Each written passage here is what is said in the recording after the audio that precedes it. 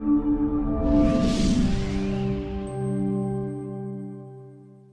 afternoon, everyone.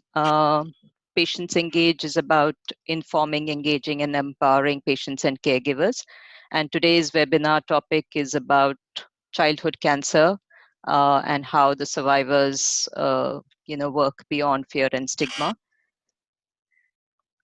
So it's an online platform, Patients Engage, which is operational for about 5 years, and we are focused on holistic and evidence-based management of chronic conditions. Uh, largely from the perspective of patients and family caregivers. We believe in the value of lived experiences and how being empowered and being engaged with your own health leads to better quality of life. So we're always working towards reducing the information gap that's there. We have now been doing monthly webinars for over a year, and these really allow you to interact with experts with lived experiences, as well as healthcare support workers and professionals. We've done a wide range of topics. So today's topic is, as I said, childhood cancer survivors beyond fear and stigma. And in the past on cancer, we've done living better after breast cancer. We've done young adults with cancer adapting to the new reality. And so today is, I'll just quickly introduce our panelists. Today is 15th of February is International Childhood Cancer Day. So we thought we would talk to a panel of cancer conquerors and somebody who works with St. Jude, one of the leading NGOs in this space.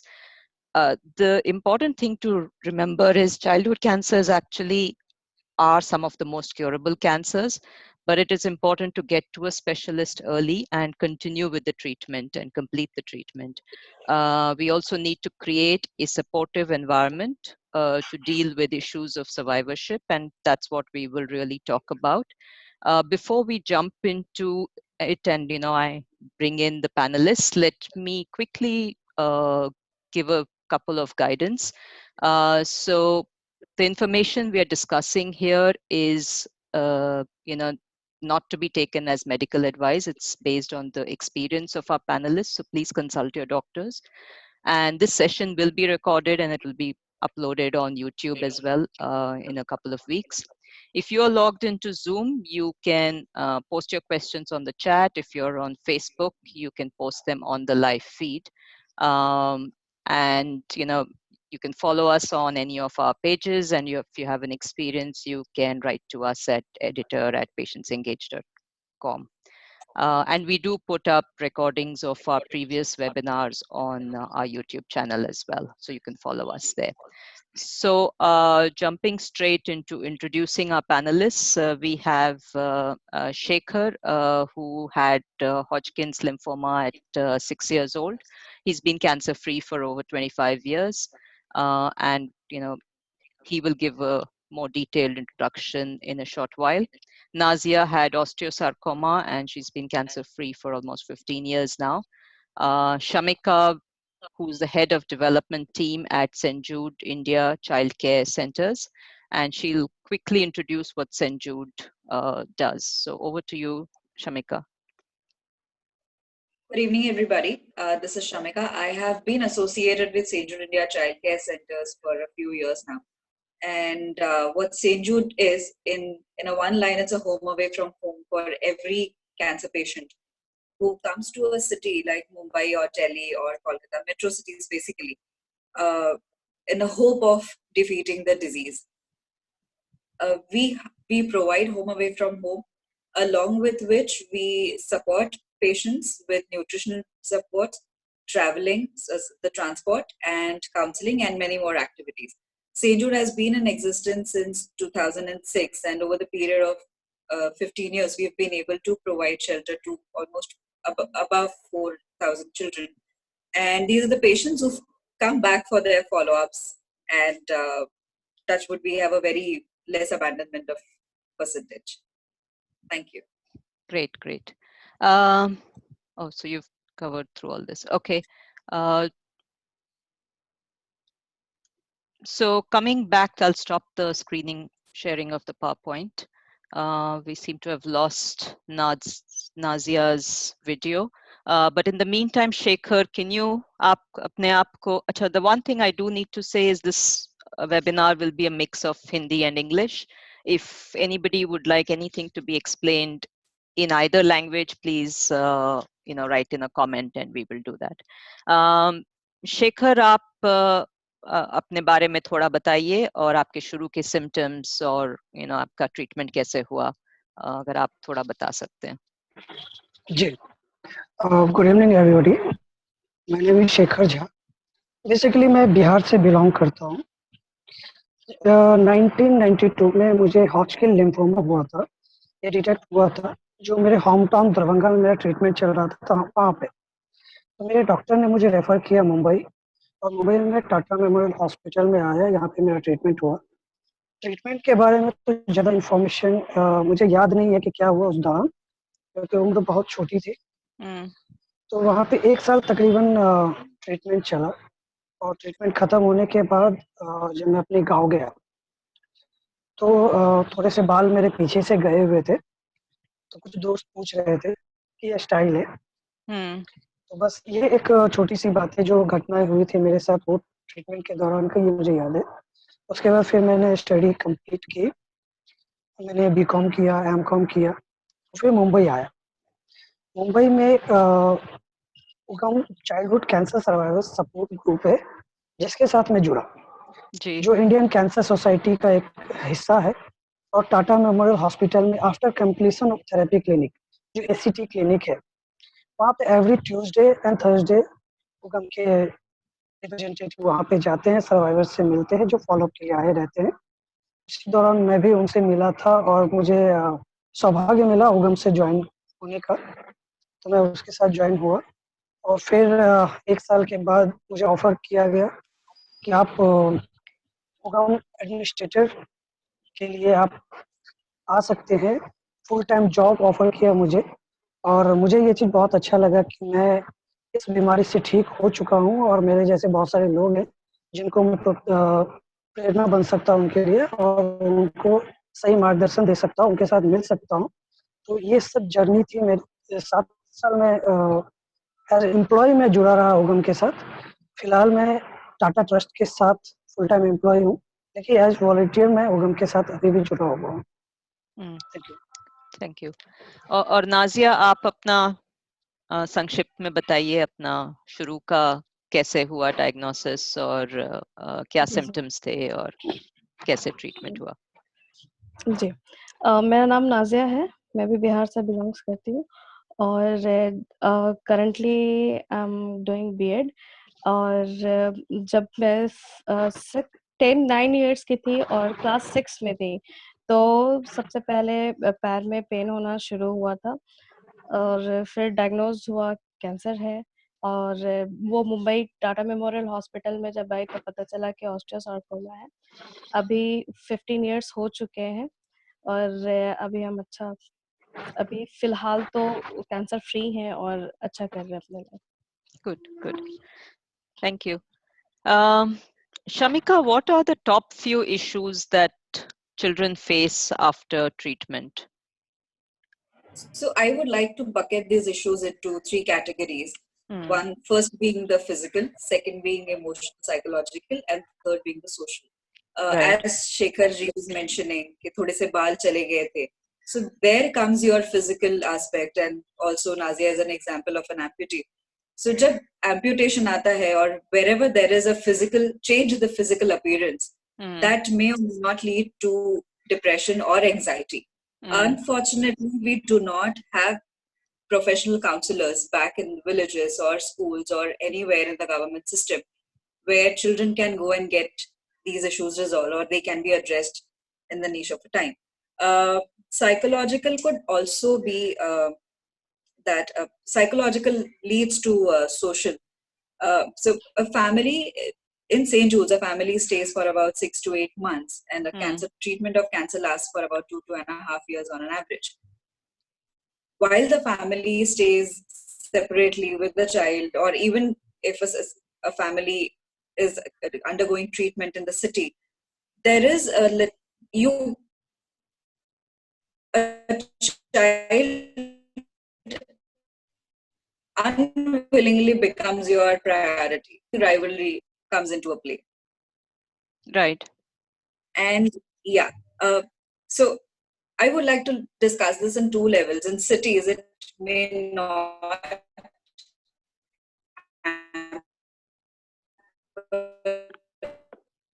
as much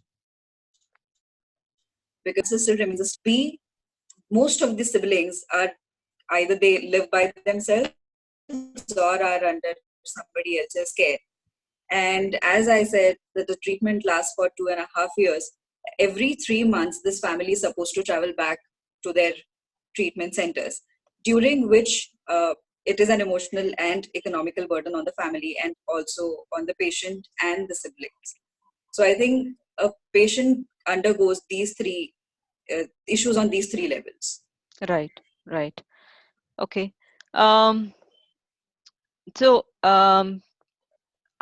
as you said, going back to school is sometimes a challenge. Shekhar आपने भी बताया कि थोड़ा बच्चों ने मजाक बनाया, आपके बाल नहीं थे. नाजिया, आप एक एम्प्यूटी बन के वापस गई और आप थोड़ी बड़ी भी थी, आप ऑलमोस्ट 10 साल की थी, तो आपका अनुभव क्या था वापस स्कूल जाने का? पहले तो कैंसर हुआ है इसका मुझे कोई अंदाज़ा नहीं था, उतनी नॉलेज नहीं थी, उतना अवेयरनेस नहीं था, तो सबसे पहले प्रॉब्लम फेस किए कि मूवमेंट की, एम्प्यूट होने की वजह से कैसे स्कूल जाएगी, कैसे आएगी, कहीं कोई प्रॉब्लम हुआ तो उसको कैसे फेस करेगी, ये मेरे से ज़्यादा बड़ा प्रॉब्लम मेरे पेरेंट्स का था। तो बैक टू स्कूल इसके लिए मैं अपने टीचर्स के बहुत बड़ी शुक्रगुजार हूँ, जो जब उन्हें पता चला कि आफ्टर ट्रीटमेंट हम वापस आ चुके हैं, तो मेरे स्कूल्स के टीचर आए और मेरे पेरेंट्स को कन्विंस किए कि नहीं आप इसकी हिम्मत बढ़ाइए, पेरेंट्स आप भेजेंगे तो ये जाएगी। तो सबसे पहले पेरेंट्स पेरेंट्स बहुत बच्चों को लेके ज़्यादा केयरफुल होते हैं और स्पेशली जब आप गर्ल हो तो मेरा स्कूल स्कूल में फ्रेंड्स टीचर्स काफ़ी कोऑपरेटिव थे, बट मेरे लिए बहुत बड़ा प्रॉब्लम रहा है कि एम्प्यूट होने के बाद स्कूल जाना डेली एक रिक्शा प्लस आपका स्टेयर्स एंड वॉशरूम तक, ये हर एक कदम पे आपको फेस करना पड़ता है। तो ये मेरा सबसे बड़ा प्रॉब्लम था स्कूलिंग का। स्पोर्ट्स एम्प्यूट होने से पहले हम एक स्पोर्ट्स गर्ल भी रहे, बट अचानक से लाइफ में आपके एकदम से बदलाव आ जाए और आप खेल कूद करने के बाद बेड पे आ जाओ, तो आप म्यूट हो गई हैं।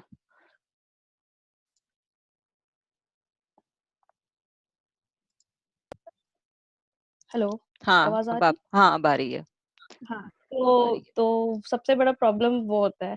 तो हम्म, उस चीज़ को अपनाने में थोड़ा टाइम लगता है, बट अब फेस तो करना है, लाइफ हम्म, आगे बढ़ानी है। हम्म। तो तो ये आप मेरे लिए आप बहुत बड़ा जी, जी। और आपने कहा कि आप स्पोर्ट्स गर्ल थी, तो ये सब से आपके कॉन्फिडेंस पे भी असर पड़ा होगा ना? जी, बहुत स्टेज गर्ल, स्पोर्ट्स गर्ल तो थोड़ा-सा कॉन्फिडेंट लूज़ हो गया, ये तो था। तो फिर धीरे-धीरे आपने कैसे बढ़ाया कॉन्फिडेंस? धीरे-धीरे देखा जाए तो करेज टीचर्स एंड पेरेंट्स बहुत इम्पोर्टेंट होते हैं एक स्टूडेंट के लाइफ में। फ्रेंड्स से ज़्यादा, फ्रेंड्स एक हद पे आपको कहीं न कहीं मज़ाक उड़ा ही देंगे या फिर जो लोग आपको नहीं जानते हैं, वो आपको पूछते हैं रास्ते में कि तो टीचर्स एंड एक बहुत बड़ा इम्पोर्टेंट रोल होता है टीचर्स का एंड पेरेंट्स का।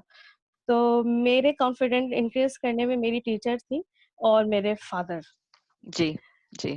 तो उन्होंने बढ़ाया तो जब वापस हम गए वापस से 6 क्लास कंटिन्यू किए, तो वहाँ पे सबसे बड़ा फीलिंग्स ये आया है कि हम मेरे जूनियर्स के साथ हमको कंटिन्यू करना पड़ा, क्योंकि हाँ, 1 साल मेरा गैप 1 हो साल। चुका था, ऑलमोस्ट 10 मंथ्स हम मेरे ट्रीटमेंट में लगा था। तो फिर वो प्रॉब्लम थोड़ा स्टार्टिंग में वो हेजिटेशन था, फिर बाद में कंटिन्यू किए लास्ट में 3 साल 4 साल ऑलमोस्ट हम 9th में थे तब मेरी एक टीचर, हिंदी टीचर बोली, क्योंकि हम एक हिंदी मीडियम स्कूल से बिहार में, तो उन्होंने 26 जनवरी रिपब्लिक डे पे उन्होंने स्पीच देने के लिए कहा, और वो मेरा अगेन फिर से रेस स्टेप था स्टेज परफॉर्मेंस का। तो उनका कहना ये था कि अगर आपने स्पीच नहीं दिया तो आपको ये इस बार स्पीच नहीं होगी स्कूल में। तो ये चीज मेरे लिए बहुत बड़ी बात, और आज भी हम उनको थैंक यू कहते हैं। तो और उसके बाद मेरे फादर एक ही बात है, जिसमें कंफर्टेबल हो वो तुम करो, आगे पीछे मत सोचना कि तुमको कौन देख रहा है या फिर कोई क्वेश्चन करेगा, जिसमें कंफर्टेबल है आप आगे बढ़ते जाइए। जी जी, गुड। शेखर, उगम के बाकी सर्वाइवर्स के अनुभव के अनुसार आपने क्या देखा है, और आपकी क्या एडवाइस है लोगों के लिए, पेशेंट्स के लिए, पेरेंट्स के लिए, सर्वाइवर्स के लिए? जी, जहाँ तक सर्वाइवर्स की सवाल है, सर्वाइवर्स का, तो बहुत सारे फेस करते हैं प्रॉब्लम्स, बहुत सारे प्रॉब्लम्स उनको हम कैटेगराइज कर सकते हैं। कि एक तो फिजिकल प्रॉब्लम जो होती है, जैसे नाजिया का, ऐसे बहुत सारे हैं जिनको आंखों का प्रॉब्लम है, रेटिनोब्लास्टोमा जी, आंखें मतलब ये आंखें में प्रॉब्लम होता है, एक आंख निकाल दी जाती है, वो प्रॉब्लम होता है। किन्हीं की किडनी में प्रॉब्लम होती है, किडनी रिमूव कर दी जाती है। तो ये तो फिजिकल प्रॉब्लम हो गया। इन सब चीजों से इमोशनल इफेक्ट जो पड़ता है, कहीं ना कहीं उनका कॉन्फिडेंस बहुत लूज हो जाता है इसमें कि मैं दूसरों की तरह नॉर्मल नहीं हूँ। जी, और फिर उनका स्वभाव बदलता है। जी, स्वभाव बदलता है, उनका जो रवैया रहता है अपने पेरेंट्स के साथ भी या दोस्त के साथ भी, वो थोड़ा अलग रहता है। चिड़चिड़ा स्वभाव हो जाता है, क्योंकि वो कहीं ना कहीं उनको इस चीज का भय लगा रहता है कि मैं नॉर्मल नहीं हूँ, मैंने कुछ ऐसा किया तो मेरे साथ और ज्यादा प्रॉब्लम हो सकता है।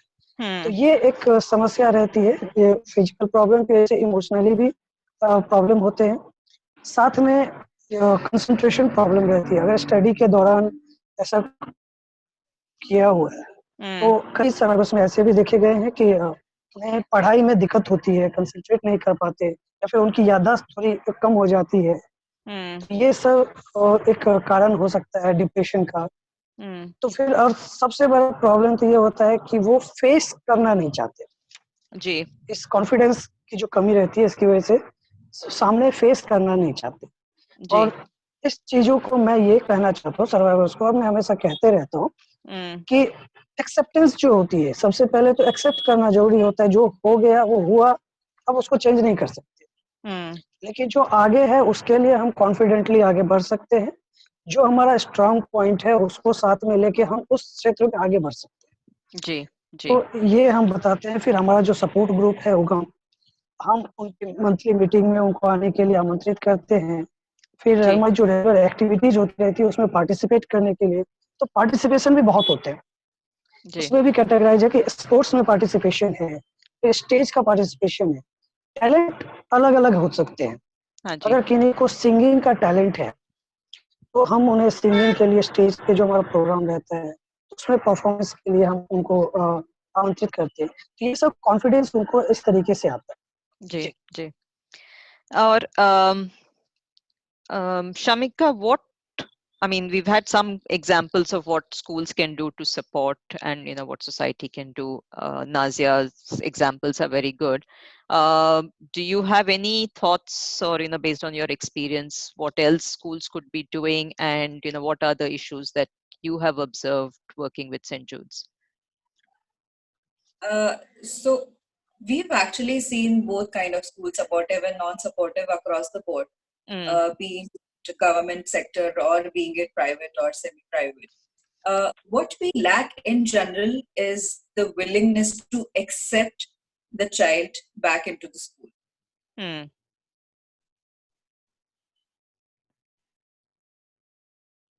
think we've lost you. There's a bit of a lag. And Sorry. Okay, you're back now. hello. Yeah, you're back. Okay. So general lack of willingness to accept these children back into the schooling is one of the issues, and I think the lack of awareness and stigma that is attached to the disease drives this thing. we've come across schools which refused readmission to patients who were willing to go back to the schools. They refused to subsidize the fees and the entire schooling thing that happened. And as I said, this goes both with private and government sector. In terms of relaxation, there needs to be a policy from the government that if you have a certain child who's either undergoing an active treatment or is a cancer survivor, there needs to be relaxation when it comes to the duration of or the attendance of your schooling. These children are required to come back for their follow-ups every 3 months. So if we are talking about a family who comes to Bombay all the way from Kolkata or from UP, it's a 3-day travel, 1 day. So child loses about 10 days of the month. Right. That kind of relaxation has to be there. Also during the epidemic season, during monsoons, if there's an infection epidemic, a child doctors suggest that the child should stay home in order to keep away from the infections. That needs to be considered. Also the fees, if I may say so. Another aspect is lack of infrastructure, especially when it comes to amputees. Right. We private schools may have toilets. Government schools or UP schools, unfortunately, lack the basic facility of toilets. Right. So, let alone fixing a separate toilet for an amputee. We've had children who had to drop out of school solely because there was no Western toilet. Right. Yeah, I think Nazia talks of how they personally built. Nazia, if you want to quickly jump in and आप बताइए कि आपने toilet washroom का कैसे handle किया. We'll just come back to Shamika, you after Nazia talks. Ma'am, can you repeat? Nazia, आप शमिका बोली कि टॉयलेट्स की प्रॉब्लम होती है, तो आपने कैसे हैंडल किया वो आपके केस में?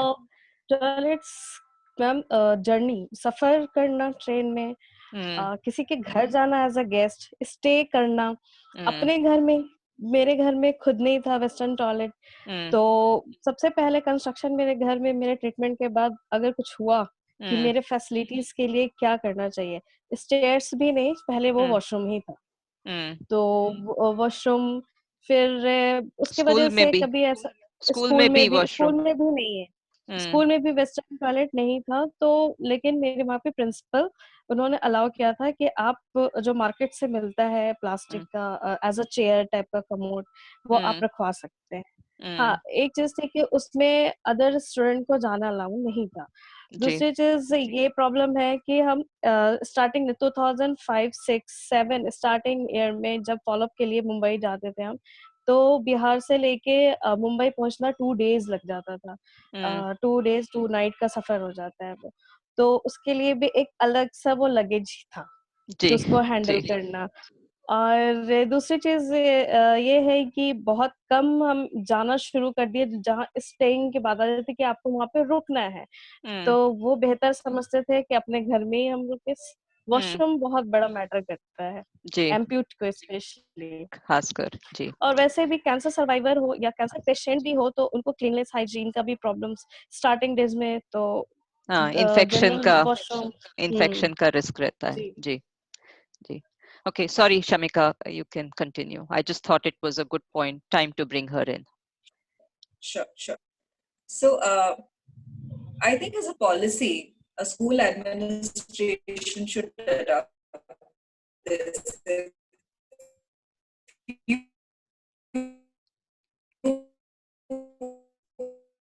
Do have a cancer. This will help us spread awareness and reduce the stigmatization of or categorization of these children. Right, and I guess with the right to education of children with disability as well, it should kind of come through naturally, including staircases and things like that. Yes. So I think since we've talked of the fear of relapse or general fear, Shekhar, आपने बताया कि आप 6 साल के थे, तो तब तो आपको फियर नहीं हुआ होगा, बट जब आपको एहसास हुआ कि आपको कैंसर है, तब आपको डर लगा? you know? जी, जब मुझे पता चला इस बात का कि मुझे कैंसर था, हाँ। तो मुझे थोड़ा-सा तो डर लगा था, हुँ, लेकिन फिर मैंने अपने आप को ही समझाया और फिर कॉन्फिडेंट हुआ कि जो अभी तक तो मुझे पता नहीं था, तो हुँ, मुझे कोई इश्यू तो हुआ नहीं, फिज़िकल कोई इश्यू नहीं हुआ, मेंटल कोई इश्यू नहीं हुआ, हुँ, इमोशनली भी मैं स्ट्रॉन्ग हूँ, तो हुँ, मैं इस चीज़ को लेके क्यों डरूँ? जी, तो ये चीज़ मैंने खुद को समझाई पहले हुँ, और फिर इसके बाद से मुझे कभी इस बात का डर लगा नहीं पर्सनली हुँ, हुँ, कि रिलैप्स होगा तो क्या होगा? और मुझे जो कुछ भी थोड़ा क्वेश्चन था, मैंने अपने डॉक्टर से बात की थी, हुँ, जो थोड़ी बहुत शंका थी मन में, वो हुँ, दूर हो गई। जो after completion of therapy clinic के बारे में मैंने बताया, जी, वहाँ पे फ़ॉलो-अप के लिए जब गया था मैं, तो फिर वहाँ पे मैंने अपने डॉक्टर से बात की थी और फिर जो थोड़ी बहुत शंका थी, वो निकल गई। जी, जी। जी। अम, और नाज़िया, आपको ये डर रहता था, रहता है कि आपका कैंसर वापस आएगा? नहीं मैम, पहले तो मुझे उतनी अवेयरनेस नहीं थी कैंसर की, हुँ, लेकिन मालूम होने के बाद भी इस बात का कभी डर नहीं रहा कि वापस आ जाएगा तो क्या होगा। हुँ, लेकिन ये फ़ियर हम अपने पेरेंट्स के आइज़ में देखें, जैसे हुँ, कि पेरेंट्स की कभी वापस आ गया तो, और बहुत सारे ऐसी बातें होते हैं जो डायरेक्ट डॉक्टर पेशेंट से नहीं करते, और एज़ अ एज हम बहुत छोटे थे। ये हुँ, सारी चीज़ें पापा को, मम्मी को समझाए हुए थे डॉक्टर्स की मेबी। हुँ, तो इस चीज़ को लेके पेरेंट्स बहुत ही ज़्यादा परेशान रहे स्टार्टिंग डेज़ में। हुँ, तो अब नहीं, अब लेकिन हमको कभी फ़ील नहीं हुआ ऐसा कि वापस आ जाएगा या फिर ऐसा कुछ। नहीं। जी। और ये, I think a lot of times people say that the children kind of pick up on the fear of that they see among the parents, right? So, uh, what is the best approach for parents to handle this, and how do we prepare? Um, okay, we'll come back to this. Yeah, how do what is the advice for parents? How should they handle such that they don't demonstrate their fear to the children or to the young people? Shamika, It's sorry. very natural. मतलब It's very natural for parents to remain under this constant fear that what next. Right. And in St. Jude's, we do offer professional, and we try and address this issue by and large. We've seen cases where parents have not disclosed cancer, that the child is undergoing cancer treatment, and I think that's the first step. Mm, Acceptance, as even Shekhar ji mentioned. You mm, need to accept that this is what you have to deal with, this is what you have to fight right now. right. And unfortunately, none of us can predict if there's going to be a relapse or if it's going to be a long survivor or long remission. Mm, I think all we can do is take one day at a time, fight it out. If it relapses and the treatment is available, mm, go for it all over again. And all of us are going to be there. right. Right. Um, so to deal with, I mean, at the moment, I think the problem or the situation is कि जैसे कहते हैं कि internet का जमाना है, तो बच्चों को पता चल जाता है, फिर वो ऑनलाइन देखते भी हैं.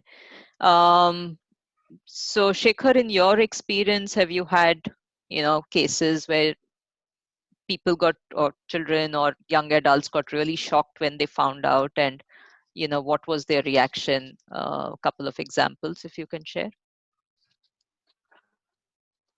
जी।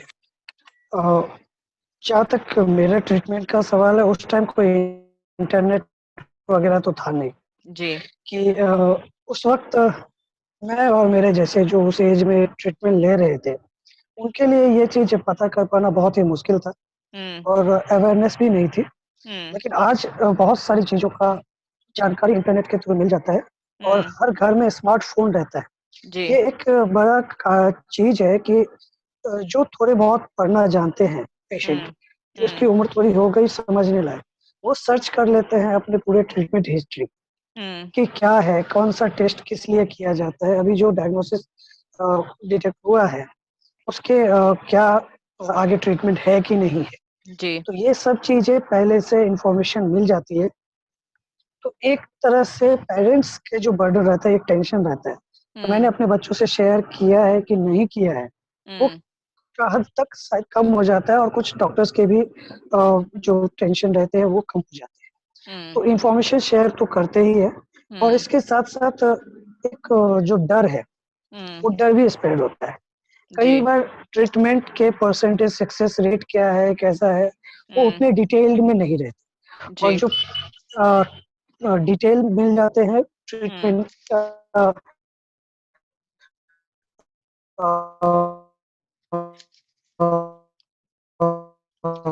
Sorry, we've lost Shekhar a little bit. Diagnosis के। तो ऐसा रहता है, मैंने एसीटी क्लिनिक में देखे हैं कुछ सर्वाइवर्स को, जो ज़्यादा ही डिप्रेस्ड थे, इस जब तक उनको नहीं पता था इस चीज़ों के बारे में, तब तक ठीक था सब। लेकिन जब इस चीज़ का पता चला उन्हें 14, 15, 17 की उम्र में जी। कि मेरे साथ क्या हुआ था, मुझे कैंसर हुआ, तो उनका अचानक से व्यवहार बदल जाता है। चले जाते हैं इस बात को लेके कि मेरे साथ ही क्यों हुआ? जी। मैंने क्या किया था? क्योंकि सोसाइटी में अवेयरनेस है कि तम्बाकू, अल्कोहल ये सब लेने से कैंसर होता है। जी। लेकिन जो चाइल्डहुड कैंसर क्यों होता है इसके बारे में ज़्यादा अवेयरनेस नहीं है। जी। जी। तो ये आंसर भी नहीं कर पाते कई लोग, और फिर उनको ये चीज़ लगता है कि मेरे साथ ऐसा क्यों हुआ? और मैं शायद अब आगे सर्वाइव नहीं कर पाऊँगा। तो ये सब चीज़ें उन्हें तकलीफ़ देती है। तो जिसके लिए हमारे एसिड क्लिनिक में क्लिनिकल साइकोलॉजिस्ट रहती हैं, जी। उन्हें काउंसलिंग करती हैं, और मेरे जैसे दूसरे सर्वाइवर्स जो वहाँ पे प्रोग्राम के रिप्रेजेंटेटिव रहते हैं, उनसे मिलते हैं, अपनी स्टोरी शेयर करते हैं, तो कुछ कॉन्फिडेंस आता है उन्हें। जी। जी। अच्छा, let's talk a little bit about treatment के साइड इफेक्ट्स क्या होते हैं ज्यादातर। और नाजिया, आप बताइए, आपका एम्पुटेशन हुआ, तो आपके साइड इफेक्ट्स क्या थे ट्रीटमेंट के? जैसे हम बताएं कि हम एक स्पोर्ट्स गर्ल रहे हैं, तो पहले काफी खेलना, स्पोर्ट्स में पार्टिसिपेट करना, तो अचानक से फिर एम्प्यूट होने के बाद वो सारी चीजें बंद हो गई। तो मेरा सबसे पहला साइड इफेक्ट था वेट गेन का। जो भी देखा अचानक से, ऐसा लगता है, मतलब ट्रीटमेंट के बाद जब जितने भी लोग मिले उनका कहना ये था कि सिर्फ 10 मंथ्स में ऐसा लगता है एकदम 5 साल ज्यादा बड़ी हो गई हो, तुम्हारा इतना ज्यादा वेट गेन हो गया। फिर दूसरी चीज है ये कि अभी तक अब 15 इयर्स हो चुके हैं, फिर भी ऐसे फील होता है कि मेरे पैर, मेरा राइट लेग है, फील उसमें कुछ इचिंग हो रहा है, इस तरह से फीलिंग्स आ रही हैं। जैसे उसको फैंटम लेग कहते हैं ना, कि आपको। एम्प्यूट के साथ प्रॉब्लम ये है कि एक आर्टिफिशियल लेग लगाना पड़ता है। हम्म। हाँ, फैंटम। जी। तो और एम्प्यूट के साथ प्रॉब्लम है आर्टिफिशियल लेग का, और आर्टिफिशियल लेग बहुत प्रॉब्लम करता है। एक बेल्ट कमर में फिर बांधो, फिर उसको सबसे ज्यादा प्रॉब्लम समर सीजन में। हम्म। आपने अपने आप को म्यूट। स्वेटिंग। या जी जी जी ठीक जी है। हाँ। ठीक है। तो स्वेटिंग, इचिंग, और कभी ज्यादा movement. Sorry ma'am, call disturb. हम्म। हाँ, तो उस वो ज़्यादा प्रॉब्लम करता है, और एम्प्यूट लेग के साथ आप ज़्यादा मूवमेंट नहीं कर सकते। Amputee artificial leg, artificial leg as a makeup, मतलब आप थोड़ी देर के लिए ऑफिस वर्क कर रहे हो बैठ के, इट्स ओके, बट ऐसा नहीं है कि आप उसके साथ 2-4 दिन तक कंटिन्यू, या फिर आप सफर कर सकते हो। तो जी। मेरे लिए वो थोड़ा प्रॉब्लम क्रिएट करता है, और एफर्ट ज्यादा लगाने पड़ते हैं आपको। और जो क्रचेस से यूज कर रहे हैं उनके शोल्डर्स पेन बहुत होते हैं। स्टार्टिंग में शोल्डर्स पेन बहुत रहते थे मेरे। अभी भी जैसे कभी घूमना है तो आर्टिफिशियल लेग लगाओ तो उसकी प्रॉब्लम, अब क्रचर यूज करो तो शोल्डर्स की प्रॉब्लम। तो इसमें सबसे ज्यादा जरूरी है जो एम्प्यूटी है अपने आप को फिट रखें, ये चीज बहुत जरूरी है। जी। जी। और शेखर, आपको कोई साइड इफेक्ट्स हुए थे? आपको कुछ याद है कि आप बहुत छोटे थे, जी या अभी जी, लॉन्ग टर्म उस side time effects? Long term जी, साइड जी, इफेक्ट्स कुछ हुए? लॉन्ग टर्म साइड इफ़ेक्ट्स मुझे थायराइड है, हम्म। जिसकी मेडिसिन अभी भी चालू है। लेकिन बहुत सारे हैं जिनको अलग अलग साइड इफेक्ट्स हो सकते हैं। मैं थोड़ा सा जी उसके बारे में नॉलेज है मुझे, मैं बता सकता हूँ जी कि ऐसे तो बहुत सारे हैं, जैसे थायराइड हुआ, कार्डियक प्रॉब्लम होते हैं हम्म लोगों में, हियरिंग लॉस हो जाता है ट्रीटमेंट की वजह से, हम्म फिर उसके बाद से विजन प्रॉब्लम हो सकता है, हम्म फिर और फर्टिलिटीज इशू होते हैं, हम्म फिर जो कंसंट्रेशन स्टडी के लिए करना चाहिए वो लूज होता है, हम्म कुछ जो कॉन्फिडेंस की कमी हो जाती है, ये भी एक साइड इफेक्ट्स हम कह सकते हैं उसके, हम्म कि ये होता है। ऐसे बहुत सारे हैं जो चाइल्डहुड कैंसर सर्वाइवर्स में, ऐसे कुछ साइड इफेक्ट जो मुझे पता है ये जी होते हैं। जी तो मेरे साथ एक और कोई फिजिकल प्रॉब्लम तो है नहीं, बस थोड़ा सा थायराइड का है, हम्म जिसकी मेडिसिन अभी भी चालू है बस। Okay okay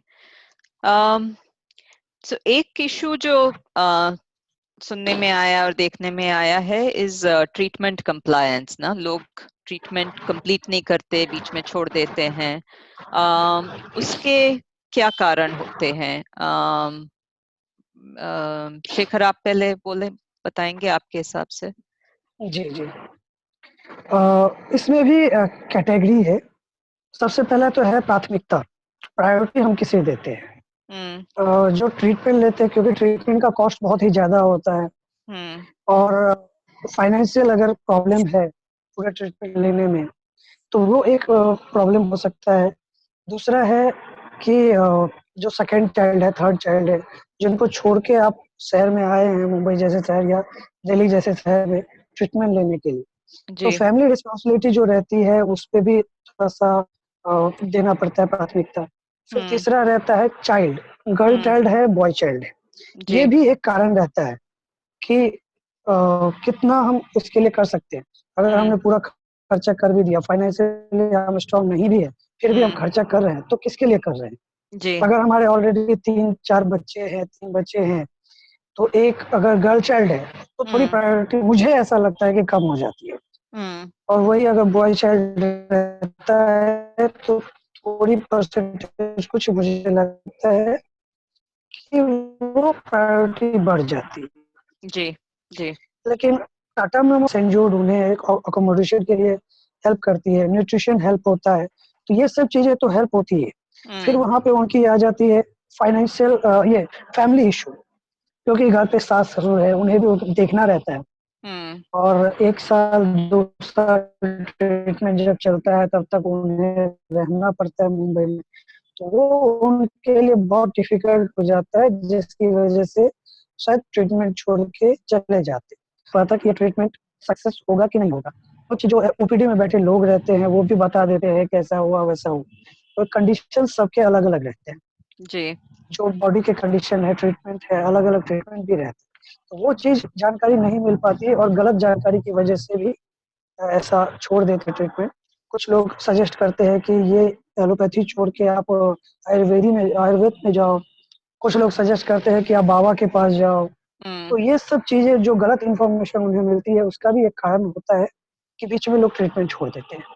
right right Shamika, you'd like to add anything else? Sure. Shekharji has almost covered all the points, but I would like to add to what he's explained. Hmm. So when we're discussing about gender issues, even in St. Joe's now, St. Joe's has been in existence for over 10 years, Hmm. and the ratio of the gender percentage has always been 30 to 70. In some cases, it may go a percentage higher or lower, but it's been the same over the years. So 30% girls and And one of 70%. the Sorry. So 30% 30% girls. boys, Sorry? yes, and 70% boys. 70% boys. 30% Okay. girls and 70% boys, Right. yes. And in St. Jude, one of our admission criteria says that if it's a girl child, she'll be given a priority Hmm. in the Hmm. wait list or in the admission process. Right. Right. But despite of all the effort, it becomes it's a very important thing to encourage the family to continue the treatment. Correct. Correct. Correct. Um, एक okay. Factor जो शेखर जी ने बताया कि since the treatment lasts for a longer duration, हर 3 महीने में इनको वापस आना पड़ता है. Right. During those visits, everything else plays a role. Your Right. family priority, if you have somebody else at home, you may miss. If it's a girl child, you may want to miss. If it's an economical decision, somebody who who's a farmer and who makes pennies will think twice before spending money to bring a girl, or even for that matter, a 7th boy child to a city. Right. Right. Another issue is the society pressure. गांव वालों का कई बार हमने देखा है home visit people land up saying अरे क्या है कैंसर का थोड़ी ना ट्रीटमेंट होता है and I blame Bollywood for this Right. solely. Right. हमारी सारी मूवीज में cancer patient gets diagnosed and dies. There is no happy ending. Correct. And at this point, I'd like to remind people that we have two people here on this with people living full lives of more than 25 years cancer free, more than 15 years cancer free. So yes, I think that's something. And even today there was a comment on one of our posts where somebody said, oh, cancer has a survival rate of only 2%, which is not true at all. And childhood cancer is even significantly higher, like 70s and 80%. So yeah, thanks, Shamika. I think so. Also, Sorry, go ahead.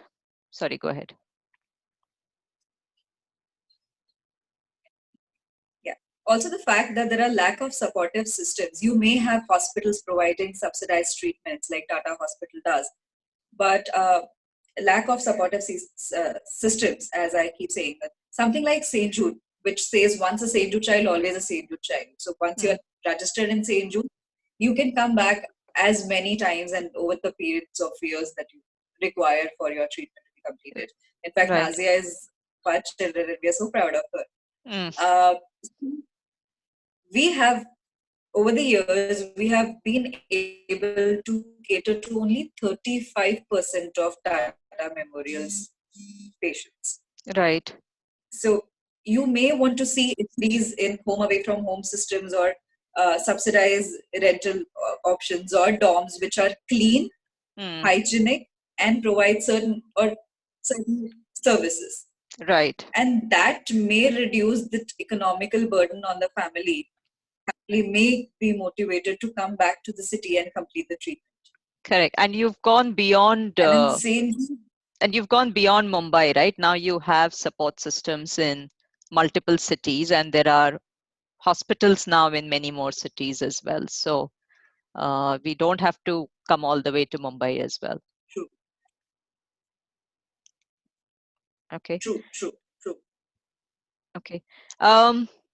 Let's talk of a couple of so for people listening, if you have any questions for our panelists, please do write in your comments or on the comment itself or on the messenger page. So couple of difficult questions that come up. Let's talk about that. Marriage. Shekhar, you are married, right? Aapki shaadi ho gayi hai. But I think that continues to be a challenge. And Shamika, if you want to just quickly talk, and then Nazia, if you agar aap bhi kuch bol sakti hain iske bare mein. And what is the support that doctors are providing for this? So Shamika, you can quickly. So as we have been discussing about stigma, it plays a very, very important role in a patient's life. And especially if it's a girl child, there are many more, the issues multiply. We've seen cases where families of the survivor have been open about the cancer diagnosis and informed the other party and then mutually agreed to get married. We've also seen cases where cancer has been hidden from the partner's knowledge, and which can be scary, and it actually is scary. One thing I would like to recommend is every other survivor who has a platform like Ogam should undergo a thorough medical counseling. When you do decide to get married, by whatever means and at whatever point in your life, you must undergo counseling to understand what are the pros, what are the cons, what are the challenges, what are the hazards, if there is anything that can be controlled, if there's anything that you need to watch out for. I think that should happen, and I'm not sure if it's happening right now, but if it isn't, we must walk into that direction. Right, right. Nazia, आप बताइए आपका. या Shekhar, we'll come to you. पहले नाजिया को बोलने दीजिए.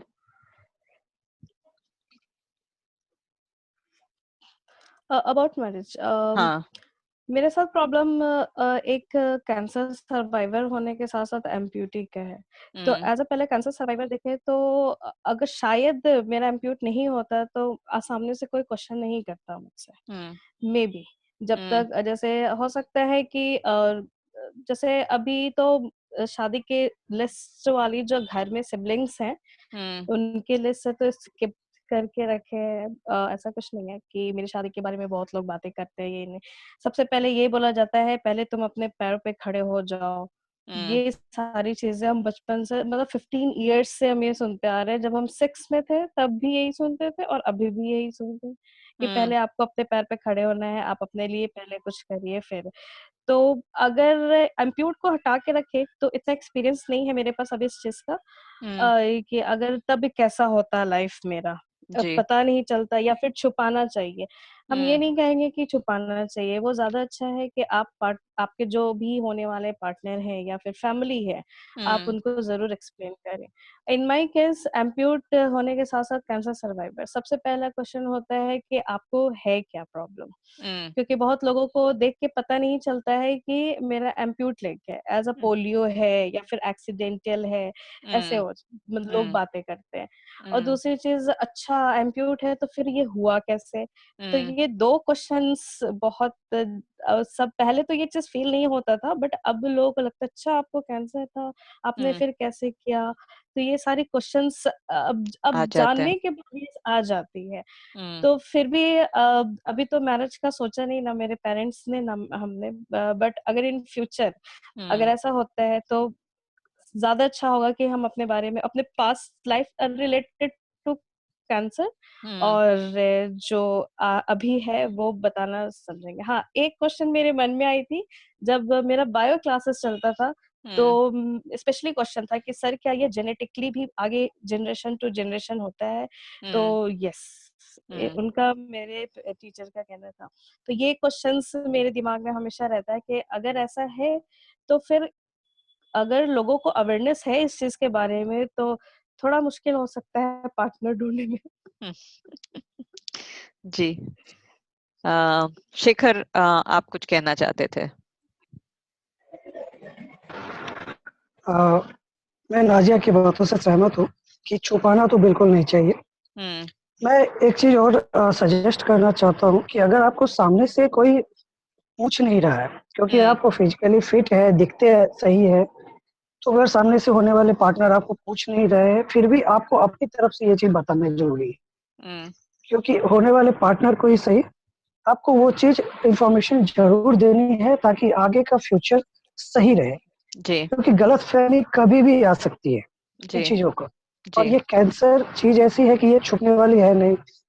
Every year हमें follow up के लिए जाना ही रहता है और जब ये फॉलोअप का टाइम आएगा तो ये क्वेश्चंस आते हैं कि क्या हुआ.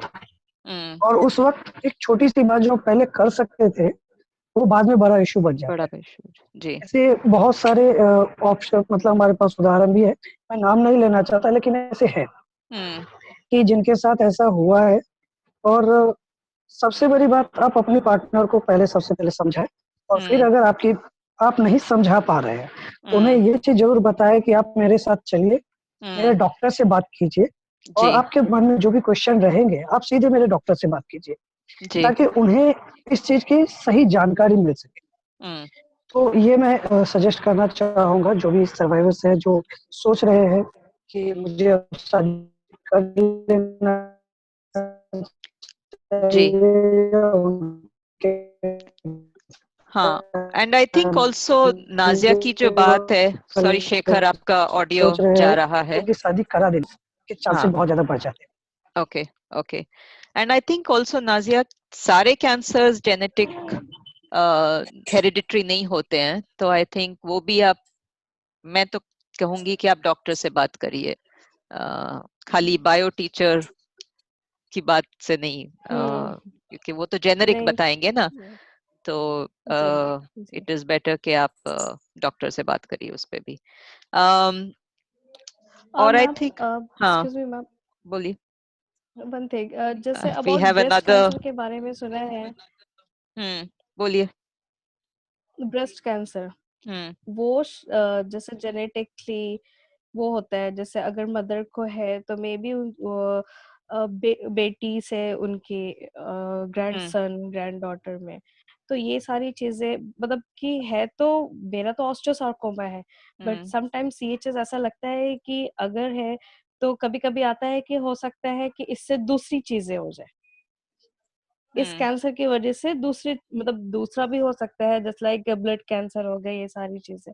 तो बहुत सारे क्वेश्चंस भी आते हैं मेरे एज के जितने भी होंगे यंगर्स, तो और जो इस चीज को सरवाइव कर रहे हैं, वो सारे क्वेश्चंस होंगे उनके दिल में जी कि हो सकता है कि इस जैसे कीमो के साइड इफेक्ट से अगर कुछ प्रॉब्लम आ रहा है, कीमो के साइड इफेक्ट से किसी को ब्लड शुगर हो गया, विटामिन डी का कमी हो गया, कैल्शियम का, आई ब्लाइंडनेस का, तो ये भी तो आगे चल के होगा कि नहीं, इस मामले में ज्यादा बेहतर होगा कि आप डॉक्टर से क्लियर कर लें, जी क्योंकि हाँ क्वेश्चंस बहुत आते हैं। जी, correct. I think the best is आप डॉक्टर से बात करें, एंड अगेन इवन जैसे ब्रेस्ट कैंसर में सबका जेनेटिक नहीं होता, तो उसके लिए भी टेस्ट हैं आजकल, तो इट इज बेटर के हम्म।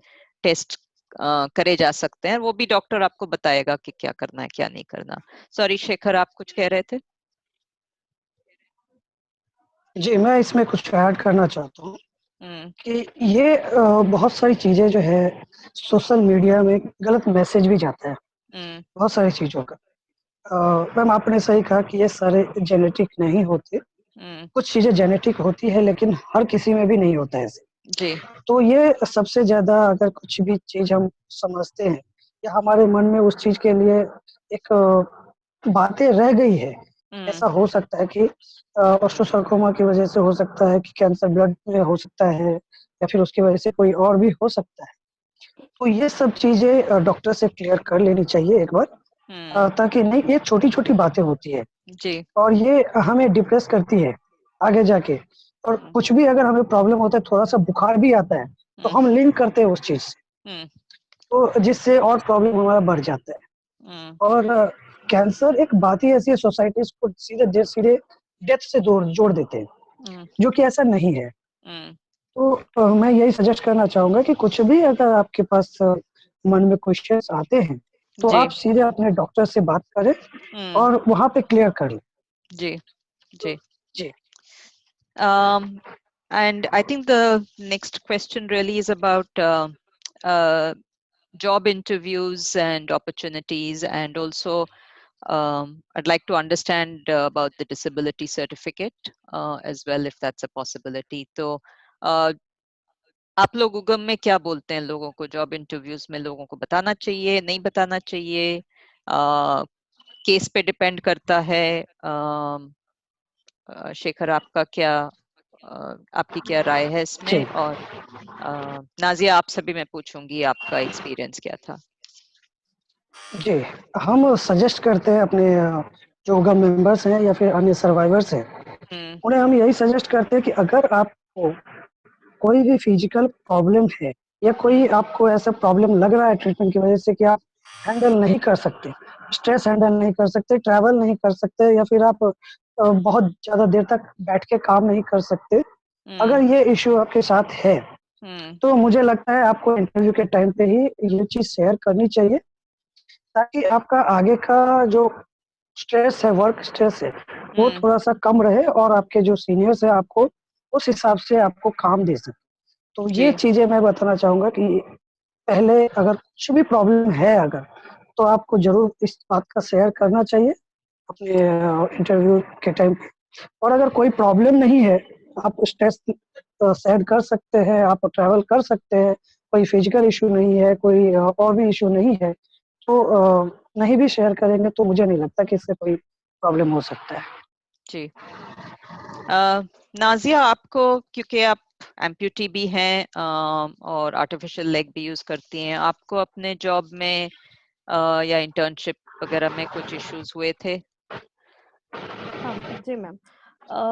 मैंने ग्रेजुएशन किया पैरामेडिकल इलेक्ट्रोफिजियोलॉजी से, और जब मेरा इंटर्नशिप का टाइम आया तो सबसे पहला क्वेश्चन था कि आपका फिजिकली हेल्थ के बारे में बताइए, क्योंकि एक हॉस्पिटल में रह के आप वैसी जगह जॉब कर रहे हो या फिर ट्रीटमेंट जहाँ आप खुद अनफिट हो, और फिर ये क्वेश्चन उठ के आता है। तो वैसे तो अनफिट नहीं है हम, बट ये चीज लोगों के लिए लगता है कि आप अनफिट हो। सबसे पहला प्रॉब्लम मेरा उस दौरान ये था कि रेडिएशन एरिया में नहीं जाना है। दूसरी चीज मेरा आर्टिफिशियल है कि वो मेटल का है, आप यहाँ मत जाओ, आपको कीमो लगा है, आपका इम्यून सिस्टम, ये सारी क्वेश्चंस। अब हॉस्पिटल में थोड़ा सा उसी बेसिस पे लोग बातें करते हैं आपके बायोलॉजिकल टर्म में, उन्हें पता होता है कि आपके साथ क्या क्या हुआ होगा। तो कीमो चला है, आप रेडिएशन से बच के रहो, आप कैथ लैब में नहीं जा सकते। तो ये सारी चीजें सुन सुन के थोड़ा सा कॉन्फिडेंस लूज होता है, ऐसा फील होता है कि नहीं आपने गलत लाइन चूज कर लिया। तो उस चीज के साथ मेरे में एक है टीचिंग का, टीचिंग बहुत पसंद है, तो मैंने उस चीज को स्किप करके फिर स्कूलिंग में इंटरव्यू देना शुरू। स्कूलिंग में गए हम, तो सबसे पहले मेरा लिए क्वेश्चन था कि स्टेयर्स कैसे चढ़ेंगे हम। तो सबसे बड़ी बात है कि वहाँ पे जिस स्कूल में गए, बाय लक वहाँ पे लिफ्ट था, एंड जब प्रिंसिपल मैम से मेरी इंटरव्यू हो रही थी तो उन्होंने इस चीज का रीजन पूछा। तो दो बात आ जाती, एक एम्प्यूट होने का प्रॉब्लम, और साथ साथ आपका जॉब में इससे रिलेटेड कोई गैप तो नहीं आएगा, जैसे फॉलो अप के लिए जाना होता है। तो जी फॉलो जी। फॉलो अप में भी आपको छुट्टियां लेके जाना है, आपको पता नहीं होता है कि कितना दिन लगेगा। तो ये सारी प्रॉब्लम। और हाँ, अगर आपके पास कोई जैसे कि अम्प्यूट है साथ साथ, तो आप स्कूल पहुंचने में लेट हो सकते हैं। आप तो अच्छा रहेगा कि आप अपना सारा जॉब स्टार्ट ज्वाइन करने से पहले आप अपना सारी प्रॉब्लम्स बता दो कि मुझे लेट भी हो सकता है, या फिर और स्टेयर्स में प्रॉब्लम है, या ज्यादा देर तक हम खड़े होके पढ़ा नहीं सकते हैं। तो टीचिंग ऐसा लाइन है कि आपको जितना आप एक्टिव रहोगे, आपके ऊपर स्टूडेंट्स आपके ऊपर उतना ध्यान देते हैं। जी जी। तो जॉब में सबसे बड़ी प्रॉब्लम एम्प्यूट को ये है कि स्टेयर्स की प्रॉब्लम ना हो, एंड वहां पे भी स्पेशली वॉशरूम की प्रॉब्लम ना हो, और आपके कलीग्स जो आपके साथ काम कर रहे हैं थोड़ा उनको भी प्रॉब्लम्स, जैसे कि, और सबसे बड़ी बात, आप अपने काम दूसरों पे ना डालो। आप जी। अपने आप को, हम आपको हर जगह प्रूफ करना होगा कि आप इस लायक हैं, आप कमजोर नहीं हैं। नहीं तो अब मन में ये चीज भी रह जाता है कि ऐसा ना हो कि मैम कह दे कि नहीं आपसे ये चीज नहीं हो पा रहा है, आप इसके काबिल नहीं हैं। तो राइट। ये भी दिमाग में रहता है हमेशा कि नहीं कुछ ऐसा ना कर दे कि कोई मुझे बोले कि नहीं आप तो डिसेबल्ड हो। हम डिसेबल्ड नहीं कहेंगे, हम इस चीज को कहेंगे कि हम डिफरेंटली एबल्ड हैं, या फिर चैलेंज्ड पर्सन है। तो ये सारी चीजें। जी। एंड कैंसर सर्वाइवर्स को डिसेबिलिटी सर्टिफिकेट मिलता है? शेखर, आप लोगों का क्या एक्सपीरियंस है इसमें? कैंसर सर्वाइवर्स को तो ऐसा नहीं मिलता है, लेकिन अगर उसकी वजह से कोई प्रॉब्लम हुई है, जैसे लेग का है, हैंड का है, आई का है, तो अगर जो हैंडीकैप कैटेगरी में फिट होते हैं तो वो फिर उनको मिलता है। वो कैंसर सर्वाइवर्स बोल के नहीं मिलता है उनको, ओके। लेकिन अगर ऐसे ट्रीटमेंट की वजह से अगर कुछ प्रॉब्लम हुआ है तो फिर मिलता है। Okay okay okay. I think हमारा टाइम प्रीटी मच खत्म हो रहा है। फाइनल वर्ड्स कुछ हैं किसी के? Final message before I recap. Shamika, you want to recap? Sure, Final message. sure. So as we say, early detection is the best cure when it comes to cancer. and unfortunately, we do not have early centers for early detection. We've seen cases where children have been diagnosed with several different diseases and been treated for them for over years together before being Right. diagnosed with cancer. So I think as society and on a governmental level, we need to have the advocacy. We need to spread awareness that yes, it can be cured if diagnosed early, and Mm, not every cancer is a sad story or a sad ending. correct. Correct. Okay. Uh, Nazia? Yes ma'am. सबसे बड़ी बात कि अगर आप मजबूत हो अंदर से, आपकी विल पावर है, तो फिर आपको हराने वाला कोई नहीं है। Hmm. लव योरसेल्फ, आप अपने आप को प्यार करोगे, फिर आप दुनिया, अगर आप खुद को कमजोर दिखाओगे, फिर आपको वर्ल्ड भी कहेगा कि आप कमजोर हो। Hmm. तो इस चीज को ध्यान में रखते हुए आपको आगे अपने एम पे फोकस करना है आगे, और अपने आप को डिसेबल ना कह के आप डिफरेंटली एबल्ड कहें, और ये ज्यादा बेहतर होगा। और हमेशा एक चीज को चैलेंज की तरह एक्सेप्ट करिए, इस चीज से भागिए नहीं। अवेयरनेस बहुत जरूरी है, इवन स्कूल्स के स्टूडेंट्स में भी। और कैंसर सिर्फ कैंसर शराब पीने से या फिर निकोटीन लेने से नहीं होता है। ये बहुत बड़ा क्वेश्चन है कि जैसे मेरे मन में भी था कि हम तो ये सारी चीजें नहीं करते, तो Hmm. फिर ये मेरे साथ क्यों हुआ। Hmm. तो ये सारी चीजें अवेयरनेस होनी चाहिए, स्पेशली स्टूडेंट्स में। और वैसे स्टूडेंट में जो गूगल पे ज्यादा, मतलब गूगल सर्च कर लेते हैं कि ये हो जाता है। Simple Hmm. खांसी का भी, अगर खांसी जुकाम का भी गूगल सर्च करो तो आपको ये डिजीज दिखाने लगता है कि ये सारी डिजीज का सिम्टम्स है। तो जी। ज्यादा कि आप अपने डॉक्टर से कंसल्ट करें इस बारे में। अवेयरनेस जो स्टूडेंट्स 9th 10th 11th जो टीनेजर्स के हैं, जो हाइपर हो जाते हैं इन सब बातों पे तुरंत, उनमें Hmm. ये भी ये होना चाहिए। और जी। जैसे दूसरे का मजाक ना बनाए उस चीज को लेके। Hmm. Yes. Hmm. शेखर? जी, मैं ये कहना चाहता हूँ कि गवर्नमेंट को कुछ इनिशिएटिव लेना चाहिए चाइल्डहुड कैंसर को अवेयरनेस के लिए, Hmm. क्योंकि हमारे देश में चाइल्डहुड कैंसर भी होता है, Hmm. इसकी अवेयरनेस है ही नहीं। सडनली लोग पूछ देते बच्चों में भी कैंसर होता है, Hmm. बच्चों ने क्या किया है, Hmm. और इसका मजाक बनाते हंसते हैं। तो Hmm. ये सबसे पहले तो इस बात का अवेयरनेस नहीं है। और दूसरी Hmm. बात, चाइल्डहुड कैंसर क्यूरेबल है, Hmm. ये सेकेंडरी आ जाता है। जब आपको यही नहीं पता है कि चाइल्डहुड में भी कैंसर होता है, तो जी। फिर अवेयरनेस दोनों का होना चाहिए। चाइल्डहुड कैंसर भी होता है और उसका ट्रीटमेंट भी होता है। Hmm. और उसके एक उदाहरण हम लोग हैं, हमारा उगम सपोर्ट ग्रुप है, और ऐसे दूसरे अलग अलग सपोर्ट ग्रुप भी है Hmm. मुंबई में, दिल्ली में। तो ये दर्शाता है कि हम लोग ट्रीटमेंट खत्म होने के बाद एक नॉर्मल लाइफ जी सकते हैं, सोसाइटी को वो अपना योगदान दे सकते हैं सोसाइटी में। Hmm. तो ये सब चीजें अवेयरनेस होनी चाहिए, और लोगों को भी सही इंफॉर्मेशन देनी चाहिए। जी। गलत इंफॉर्मेशन, ये ट्रीटमेंट एक ऐसा चीज है, ये कैंसर वर्ड एक ऐसा चीज है कि अगर आपने एक गलत मैसेज डाला, वो बहुत तेजी से फैलता है।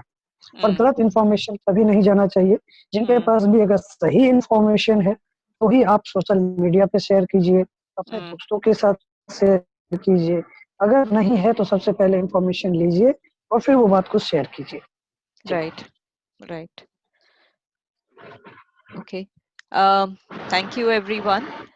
And just a couple of final points. I think, for people who are watching us, you can join our cancer community, and you can always connect with us to connect to various lived experiences of people.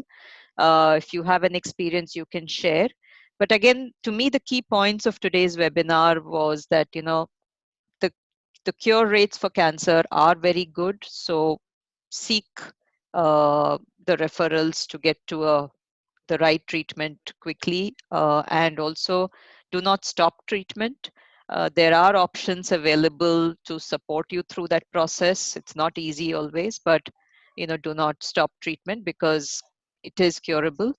And no two cancers, no two patients are the same. So if somebody tells you about somebody else's bad experience, always discuss it with your doctors.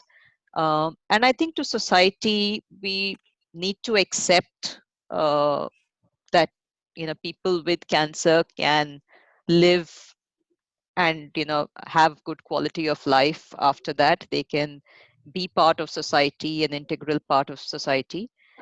And one request again, I think this comes up again and again, do not forward or do not share messages which create doubt and confusion in people who are going through cancer, because that's the that's one of the worst things you can do, because people are very stressed. They are dealing with all the ambiguity of the treatment, of the various challenges, and they don't need that at that moment about doubt about whether they are on the right treatment protocol. So uh, please refrain from forwarding messages like that or telling people to stop treatment.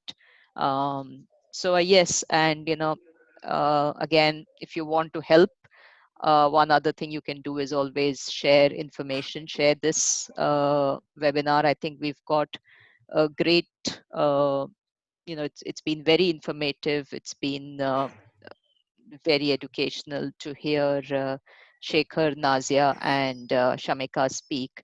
And as I keep saying, that we have Shekhar, who's been a survivor for more than uh, 25 years, and Nazia for more than almost 15 years. So I think again we have demonstrated that you can live, and both are doing exceedingly well in their work life and their personal life. So they are good examples and good patient advocates as well. And thank you, Shamika.